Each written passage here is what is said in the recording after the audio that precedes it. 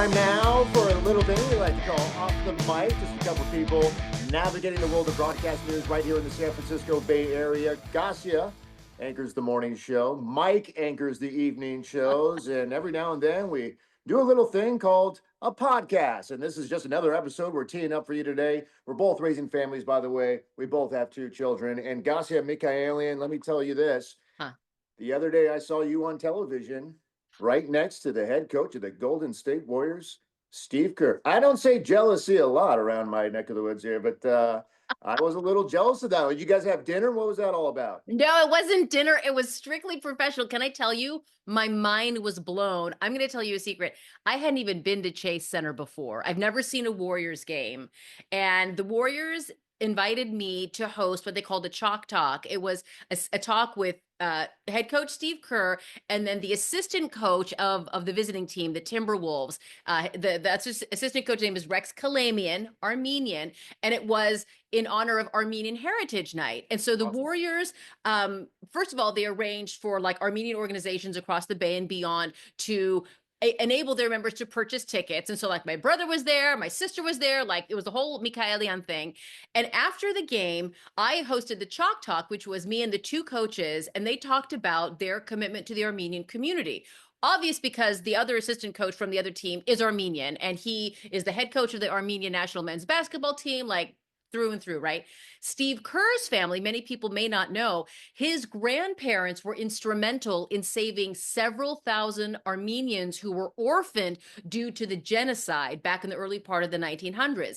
His grandparents got together and worked in the Near East Relief Foundation, and they helped provide shelter and, food and just basic protection to several thousand Armenians who had been orphaned because of the genocide. And Steve Kerr said, to this day, at least once a month, he gets someone, often an Armenian, coming up to him and saying, thank you for your family's work to save Armenia and Armenians. So That's think pretty about powerful it. right there. That's Oh my pretty powerful. gosh, Yeah. like this generational legacy of humanitarian work. And so we talked about that. And as you know, Steve Kerr has been very outspoken in anti-violence efforts and equity. And so it was an honor to meet him. He was such a nice guy. It's funny when he actually came over to shake my hand, which I was like, oh my gosh. And he goes, I feel like I know you. And hearing No that, way. God. yeah, like from one of the most famous people in the country is a little bit like, wow. So it was So did awesome. that put a little extra pressure on you going into the event, saying that okay, Steve Kerr just came over and acknowledged me, Yes. and yeah, a little bit, yeah, Yes, it did. yeah, But it was really fun. I stayed up way past my bedtime, and it was so great. I appreciate your guys sharing that on the 10 and 11 o'clock news. And it was yeah. just really, I mean, I was nervous, but I did it because of my belief in the Armenian community and my wanting to recognize people who are helping Armenians, and that goes just outside of Armenians, ourselves. So his family's done incredible things. He continues to do them. So it was totally out of my comfort zone, but 100% the best thing I've done. I think you nailed it right there. That was out of your comfort zone because you kept this a secret from me, and I consider us friends. I know. And when I saw the story in the rundown, I said, "Whoa, what is this?" Yeah. But at the same time, I'm like, I'm not shocked because that's Yeah. what Gasia does. Yeah. I know you're passionate about your community. I know you're passionate about obviously the Bay Area and Yeah. even all the sports teams. So I thought it was very cool. And Thank you. you should be proud of yourself for participating in that fantastic event. And I want to play off that story because our last episode, we flipped it and you turned the script on me and we focused in on my career because we both started at KTVU 20 years ago. Right. Me being a week before you. Yes. And you came in the door right after me. So I want to start this one off by just asking you, because I think you asked me last week not how, but why? Why did you even think about this career? Yeah. Take me back to that moment. It's interesting, unlike you, I remember you said you sort of had your moment during the Loma Prieta earthquake and you experienced it, and then you turned on the news and you saw, news anchors and reporters delivering, the immediate. And I'll be honest, I mean, I was here for Loma Prieta. I don't think we turned on the TV. And so, I mean, I was like in high school by then. I didn't arrive at journalism until Probably I was out of high school. I graduated from high school. I feel like all my friends had a big fancy plan. And I was like, I don't really know what I want to do. I ended up going to a community college for 2 years, and that allowed me the time to explore what I like to do, which was and is reading and writing. And What was so the name of the college? Las Positas, and it's funny because way back then we used to call it Lost Possibilities, and but now I realize it was the perfect fertile ground for me to explore because you don't have the pressure of the school is costing tens of thousands of dollars a year. I'm in a strange city. I've got a roommate in the dorms I don't even know. Like I was still living at home. I was working part time. It was comfortable, and I felt confident. And like let's take a magazine writing course. Okay, don't really like magazine writing. Let's take a literature history course. Okay, don't really like literature. And it wasn't until I kind of kicked around at Las Positas that I really discovered a love of nonfiction writing and of journalism. And so then by the time I finished all my requirements, I knew I was going to transfer to a 4-year university. My parents had made that clear. Sure. And so I transferred down to San Diego State and I picked broadcast journalism, and I finished my last 2 years there. And by the time I got to San Diego State, so at this point I'm a junior in college. Well, hold I on, was stop you there because, well, first off, hats off to community colleges. Yes. As a graduate of College of Marin, 3 solid years being a Mariner. Yes. Um, and also, why San Diego State? Because there's so many different opportunities out there. I mean, there are a lot of, journalism Yeah. schools across the Yeah. country. Did you want to stay in California? You know what's so funny? I wanted to stay in California. This is like back in the dark ages, right? And I don't know a ton of people. Like right now, there's a big push. Like you can go anywhere in the country. I didn't know that many people who went out of state. I know you went to Colorado, but for kind of me and my friend group, most of us tended to stay certainly in California, if not close to the Bay Area. I picked San Diego State for two reasons. Number one, I heard it had a good journalism program. And number two, my friend Jennifer went there as a freshman, and I visited her a couple of times and really liked it. I shudder to admit that because these days, and we're about to feel it here with our teenagers that we're raising, the whole college tour experience, families are like, we're doing our East Coast college tour in the spring break. We're doing a West Coast tour after that. Then we're going to do an Ivy's tour. And then we're going There's to, so many tours. There's so and many I'm tours like, going on. I never did a tour, but I like because mine was word of mouth, oh, kind of like yours. Like mine was my own brother who went from College of Marin to USC okay. and then went with friends to Boulder for Yeah. summer school one summer and then came back and told me because I'm 6 years younger and he said, Yeah. whatever you do, don't go to USC or anywhere else. Go to this school called Yeah. Colorado in the city of Boulder. And so I think it's word of mouth, but there are, not to digress, but so many college tours going on. Yeah, it's crazy. And I'm like, I can't believe that you and I and so many others like picked, I mean, not on a whim, but something kind of close, like that sounds good. And I'm grateful, we're grateful that it worked out. So So did you get into the journalism school like immediately there? I Yeah. did. And I Look at fulfilled the you. Yeah. requirement. Yeah, I mean, I fulfilled the requirements. I think the most important thing for sure that I did was an internship. And maybe we can talk deep about internships another time. But, I got to actually see what being in a newsroom was all about. And I remember I started actually with a radio internship. This is maybe halfway through my time at San Diego State, and it was a radio station that also had it was an AM/FM radio, and it had a TV side. It was the CBS affiliate, KFMB News 8, as we called it back then. And so I was a radio intern, and I remember I got to do a little bit of work on the radio side, and I was talking to somebody who'd been there for a long time, and I said, well, I'm a student, and I said, what I want to do is I want to be a radio reporter, and then I want to be a print journalist, and then I want to work in TV. And this person said, he looks at me and he goes, if you want to end up in TV, why don't you just start in TV? And I was like, well, how? Because I didn't know that there was anywhere that would put a 22-year-old on the news, because you and I grew up here in the Bay Area where you have like seasoned professionals, people who are at the top of their game, who've been doing it for decades. And, like I was a kid, I was 22, I'd never been on the air.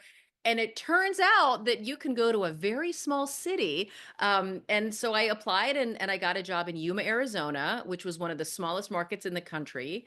And I was Did like, you get denied jobs? Remember I told you when I applied I was over 36. yeah. It's interesting, Mike. So how did you deal with failure? How did So that feeling of failure? My failure came later. I hadn't even, I graduated in like May or June and I didn't have a job. And so I kept interning, which was essentially working for free at that TV station. And I was essentially putting my resume tape together. I was doing work, I was pretending to be a reporter.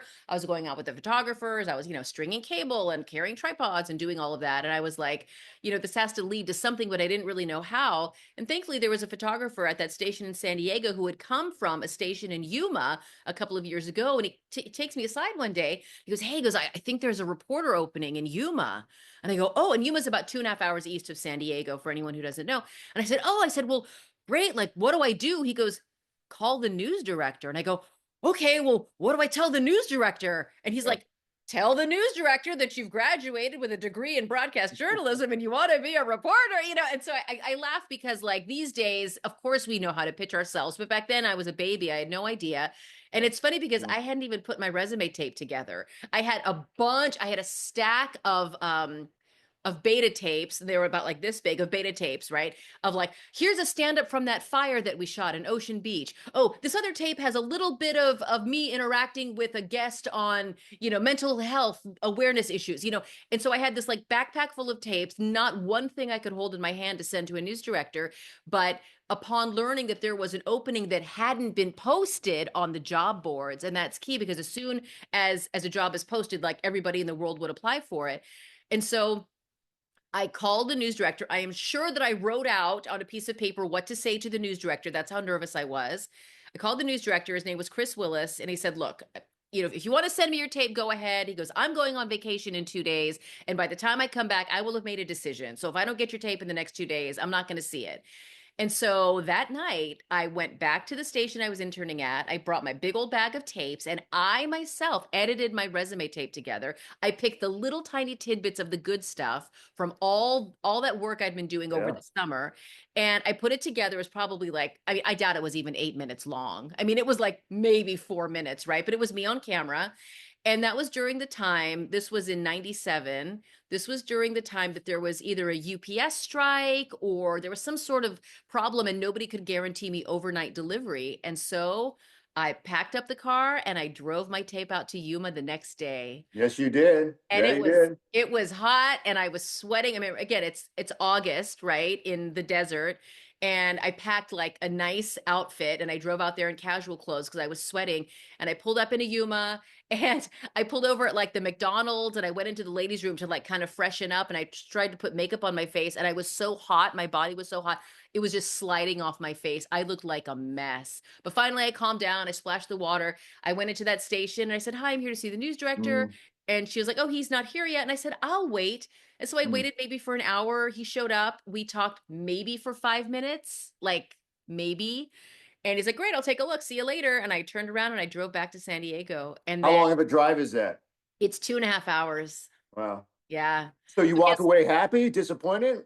I Like, walked away thinking, have I just wasted an entire day and like $40 on this nice outfit from Limited Express, Um, and so he ended did you up get any calling. lunch? Like, did you hang out, or was it like No. it Oh was right no. back? No? It was like I handed him the tape and he's like, "Okay, great. Okay, thanks. I'll take a look." And that was it. I mean, he wasn't mean, but he had things to do. So Yuma, I there's an drove, air base. Isn't there an air base there? yeah, a Marine Corps Air Station. Yeah. Yeah. Yeah. Yeah. All right. You So know, you go back, and then do you get the phone? Does he buzz yeah, you right he away, or called me maybe like a week and a half later after he got back. that's And he's pretty like, "Great, good? I'll hire you." And he goes, "I'll pay you $15,000 a year." Mhm. And I was like, "Oh my gosh, I am so fortunate." Like I would have done it for free. Oh wait, I made 20 out of college. You made 20? Yeah. Mike, that's really good I money. know 15. That's pretty low. Yeah. Yeah. I Yeah. always heard 18 to 20. I didn't heard 15 yet, but Yeah, 15. But I mean, it yeah. was 90. I mean, but again, I would have done it for free. And like, I was like, Yeah, I know. Yeah. negotiate. What's that? So I remember so I packed up I had a little 84 Mm. Honda Civic, a hatchback, and I packed whatever I could stuff in there. I drove it out to Yuma. I bought myself, I rented a studio apartment. And I think, in fact, I know that the only reason I even had, it wasn't even a bed, it was a mattress that one of the other reporters who was leaving was like, "Hey, do you want this mattress?" And I was like, "Sure." I mean, it was like the most cobbled together. I mean, it was like just the worst little, it was a tiny apartment. All my furniture was ancient. I was stringing together whatever I could do. I didn't Uh, even have furniture in my first apartment yeah. in Kansas. Yeah. My mom bought me a bed, and Oh, then in the little living room, I had a white plastic lawn chair. yeah. And actually, I got two of them in case I had a guest. Yeah. And then Yeah. I saved for Yeah. a couple paychecks to buy a TV, Yeah. got the Yeah. TV, and then my TV stand was the box that the TV came in. Wow. And what I Yeah. did is I put a Yeah. tapestry over the box, and I'm like, yep, Oh, welcome home. welcome out. Yeah. So I have a Yeah. question. Like, my parents had no idea that I was living in those conditions. Did your mom know that you were like really like Yeah. living that way? Yeah, I mean, again, we were 4 states away, so Oh, okay. no one in my family ever came to visit me, and I lay that into them every time we get together. Oh, yeah. That no one came to visit me in Kansas, but no, my mom knew. She knows Yeah. then, but Yeah. she knew that I had to fight, I had a dream, Yeah. and those things are called sacrifices, and I Yeah. think we need to teach those lessons to Yeah. not only our only children, but people coming through our newsroom now. Yeah. It's like so many people in so many different parts of life just want it now, Yeah. right? And they want to make 100 grand out of college. They want to make 200 grand, which Yeah. I don't mind that at all. I'm like, Yeah. sure, but Yeah. to get there sometimes, you got to sack up and Yeah. sacrifice a little bit Yeah. every now and then. Yeah. So, It's funny, San like, Diego, I mean, go ahead. finish what you're going to say, and then I'll Well, ask you my next I'll question. just add my real quick 2 cents on exactly what you were saying about how people, like, you and I, we've seen many, many interns come through this newsroom, right? Like, we just used to Hmm. have like groups of like 6 and 7 of them, and it would happen almost every time I met a new group of interns. I would ask them, and I start with a really broad question. I say, what do you want to do in journalism, right? And some would say, oh, I want to be a producer, I want to be a photographer. But more than half would say, I want your job. To which I say, it's an amazing job. Like, I want my job. You are seeing the absolute pinnacle of a person's career. You are not crazy to want this job. However, let me take you back to when I was 22. And so I tell them about, like, sleeping on the cruddy mattress on the floor in the tiny apartment in the strange city, making Yeah. $15,000 a year. Because the problem is that I think, people see us and like, we're doing so great and we're like, we're actually living our dream, right? But people don't really know about everything it took to get here. So I'm You like, got to oh, learn the craft. You got to see the yeah. world. You got to Yeah. meet people, right? I I mean, totally agree. I didn't mean to it's cut you off. You were going somewhere. Take me I back. was going to Where you go go? because, well, you were in Yuma. I'm trying to think if we were in Arizona together because I went from Kansas to Tucson in October 2001, right after 9/11. Were you Yeah. out of Arizona by then? I was in and out of Arizona in about a year. And so Yeah, I that's about was, right. Oh, okay, that's about right then. yeah, Yeah, I was first in and job. out about a year. And then I moved to Huntsville, Alabama, which is what we would consider more of a medium-sized market. And this is where my rejection came in. Like you said, you sent 35 tapes to Yeah. get your first job. I sent probably at least 35 tapes when I was in Yuma. And as soon as I had a little bit of reporting and a little bit of good storytelling, I started looking for another job. And so I got my second job in Huntsville, Alabama, after sending out tapes to like everywhere, every which state, and I remember when I told my parents, I'm like, oh, I have an interview in Alabama. My mom was like, how do they know about you in Alabama? I go, oh, I applied. And she's like, you Yes. applied to Yeah. Alabama? I'm like, Yeah. yeah. Yeah. So did So you, when you were going through this process, because when I was in Kansas, I mean, geographically it's different because I'm in the middle of America. I yeah. told myself I was only going west. So everything I Oh. applied to was west of the state of Kansas. Now you're already in California. So at this point in your young career, Yeah. did you have the goal of coming back to the Bay Area? You sound so much more mature than I was. I was like, I just want to work at a I really station. wasn't. I'm still not. So I'm go ahead. sure that's accurate in some ways, but at least professionally, you kind of had you had a Maturity. What finalized. is that? Uh, What is I that? I didn't. I put no limits. I mean, honestly, I even sent a tape to a station in Alaska because I saw that they had an opening, and now You I want to think go back. to Alaska? I was 22. Like, That's you like know, close to Russia. I know, but I was like, that gives you the, like, I was so young, I was so hungry, I was so willing to do anything. Looking back now, I realize moving to Alaska is like moving. It is like moving to the other side of the earth. I would have And never I'm seen not my knocking parents. Alaska. Alaska's Yeah. a beautiful state. Yeah, and I'm sure it is, but and at this point for me in my life, I couldn't. But back then, I was like, pack it up, let's go. So Yeah. I was happy that I worked in Alabama. I never had a, kind of like this luxury of saying I only want to work in. I never really. It wasn't until I was in Houston that I said that because I mean, here, let me fill in the gaps real quick and then I'll answer your question directly. I went to Huntsville, Alabama. I spent 2 years there. That's where I did a ton of reporting and a little tiny bit of anchoring. And then I got hired in San Diego, which was amazing. So I spent about 2.5 years in San Diego. And when September 11th happened, like you and I have talked about Mhm. this, I was in San Diego at the time. I tried to get hired here in the Bay Area and nobody ever wanted to hire me. And so I thought, let me see if I can make things happen. I'll make one more move and then keep trying to come to the Bay Area. So from San Diego, I went to Houston, which is considered, I mean, it's a large market. It was an amazing experience. We had a huge newsroom, a ton of resources. We had a helicopter that landed like in the parking lot and they'd be Mhm. like, oh, there's a car chase, send the chopper up. I mean, we had everything, right? And so it wasn't until I got to Houston where I was coming up on age 30 and so Houston was my fourth market.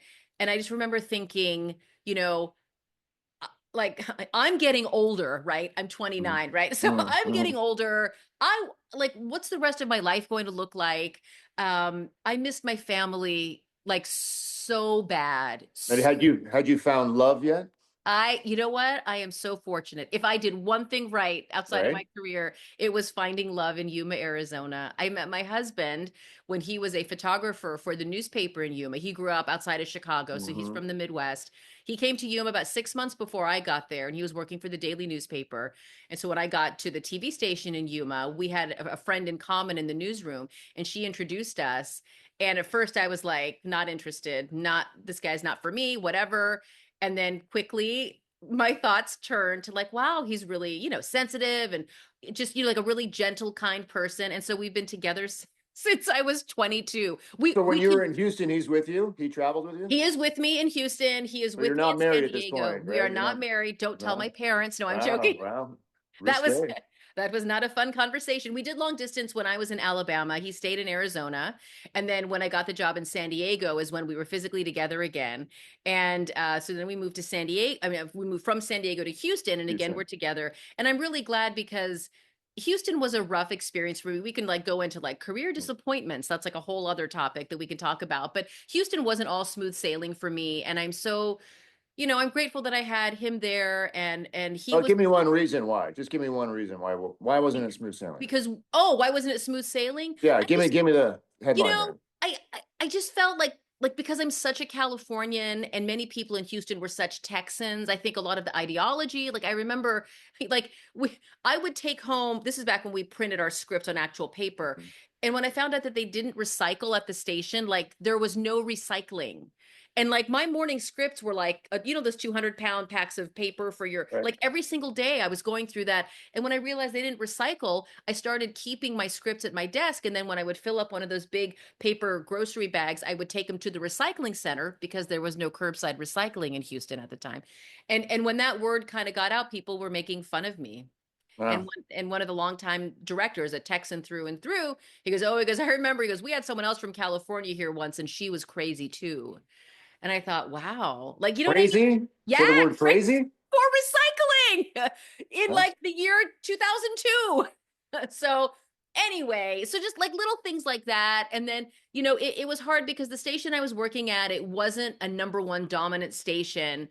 And so they were kind of trying, like, let's have the morning anchors chat a lot. And then 6 months later, we don't want any chat. We only want hard news. And then 6 months after that, we want one of the anchors to be in the field. And you can, so it was like kind of this, we were trying to find our way. And I was very much caught in the middle of that. And, the news director said, like, we don't really think it's working. I'd been there for about 2.5 years. And she was like, I think we're going to go in a different direction. She's like, it's not you, but we just think we need to try something new. And I Hmm. was devastated. So you're Like, getting fired.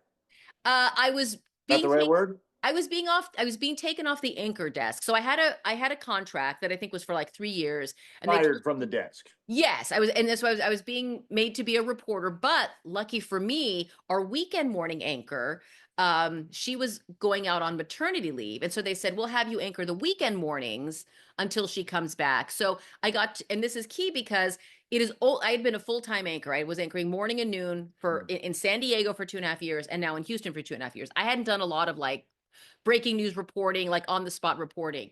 looking back, it is a gift that I was taken off the Monday through Friday anchoring desk and they had me anchor weekends because I still got to anchor and I got to report during the week. And can I tell you, I was reporting on, semi trucks that were on their side in flames on the highway at the height of rush hour. I was reporting on extreme weather events, like all that really active news that is like the bread and butter of a good reporter, right? You have to be able to cover events as they happen, plus do like storytelling and really crafting a report. And I didn't have a chance to do that as a full-time anchor. And so now Yeah. looking back, if I hadn't been, and I'll use the word demoted, if I hadn't been demoted in Houston, I would not be sitting here in the KTVU newsroom because when they hired me here at KTVU, much like you, Mike, you'd had some anchoring experience. I was hired as a full-time reporter. You bet. And those rough patches in life, right? They just make you stronger, Yeah. right? Yeah. But Not not only just a gig, but as a human being. well, but I'll tell you, like, and it does always work out for the better. But I will tell you, I remember to this day the misery that I felt, the sadness, just kind of the shame of being demoted, the very real, like, so what do I do for money after my contract is up? I mean, like, there are real effects of not being in a position that you'd expected to be in. And I think just like the rejection, the being told you're not what we want. And I'll also be honest, it was really hard because I was like, you'd go to the supermarket and I would have people come up to me and say, how come you're not on the morning show anymore? And I didn't want to say, like, well, the bosses didn't like me. They wanted someone different. So I'd say, well, they just shifted me into reporting and I really appreciate it. And it was really hard for me to hear people who kept coming up to me in the newsroom and outside saying like, oh, you got a raw deal. You're so good. We miss you on the morning show. And that was really hard to deal with. I did not like it. But then there's a station called KTVU that put its arms around you, right? How, Yes. uh, Yeah. you were told that you were being offered a job and back Right. home. Right. That's a big deal. Yeah. Well, I mean, like we grew up here, right? Like Yeah. like when I say my whole family's here, I mean, like my parents are still in the house that we were raised in. I have three siblings. They're all within 30 minutes of right where I am. We all have families at this point. So it was everything. When I was in Houston in particular, I remember I would come home and I would visit the Bay Area and I would like try to meet with the news directors and all that. And, I just remember getting on that plane, and you probably felt the same way too, flying back to Tucson or even to Kansas. You're getting on that plane and you're flying back to a city that you don't really want to be in or you don't see yourself making a life in. And I would tell myself, why am I doing this? Like, why am I going back? And there were days and months and years that it felt like I would never get back home.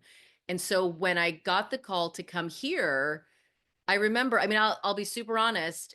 I'd been a full-time anchor for several years, like for five years, solid full-time anchoring until they demoted me in Houston.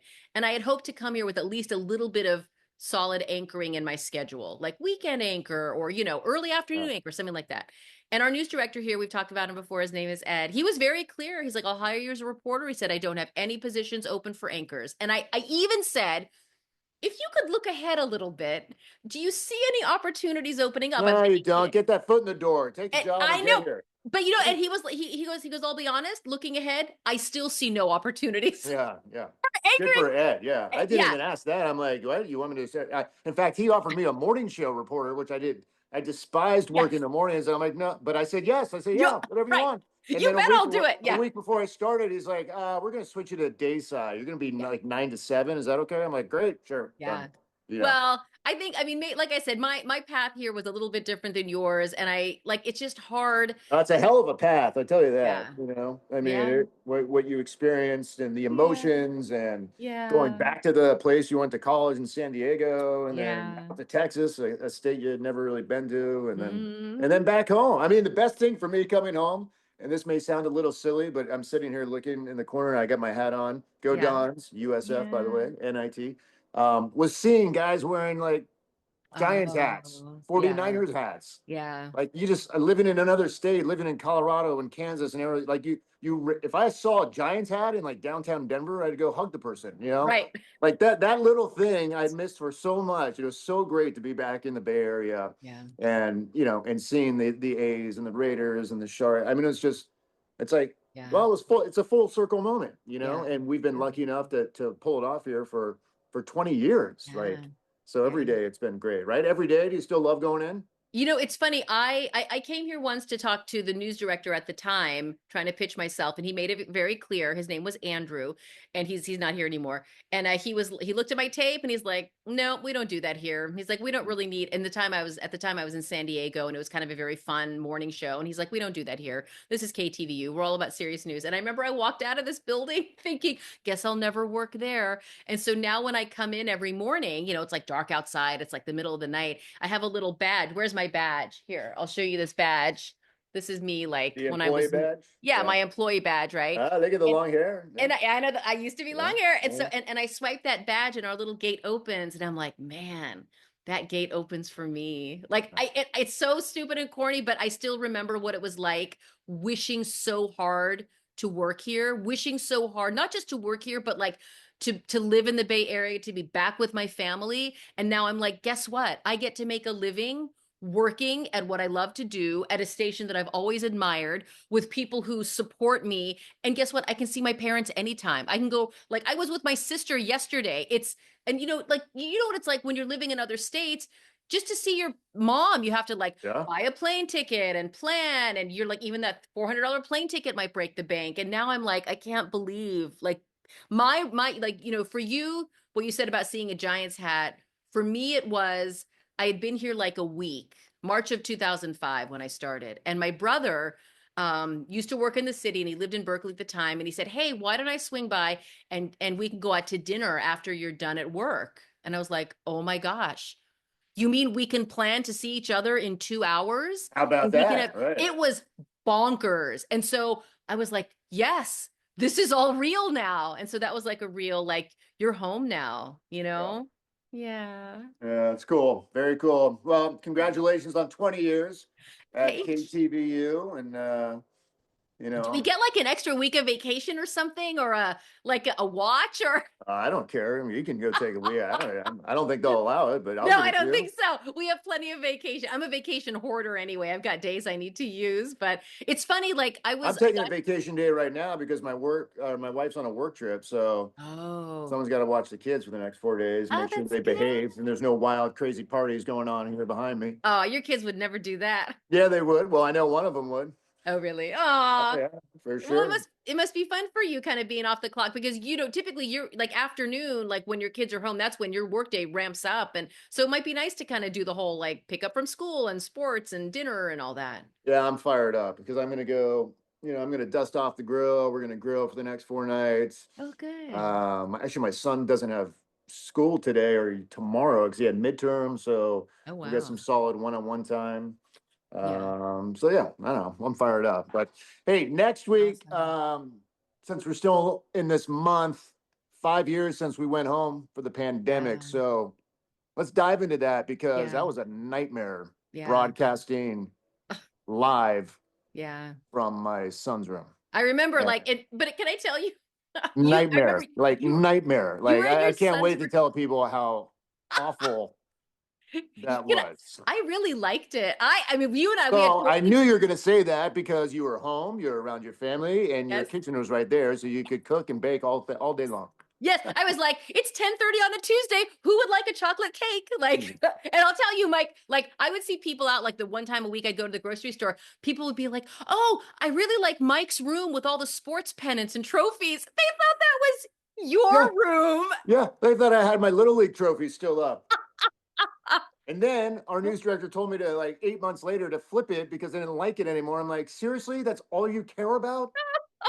You're my boss and you want me to switch? You don't I like, lo- and then of course, as soon as I switch it, I get all these emails going, where are your trophies? Flip, what are Yep. you doing? Yep. People at home do not like change. And I'm like, No. don't do that. Yeah.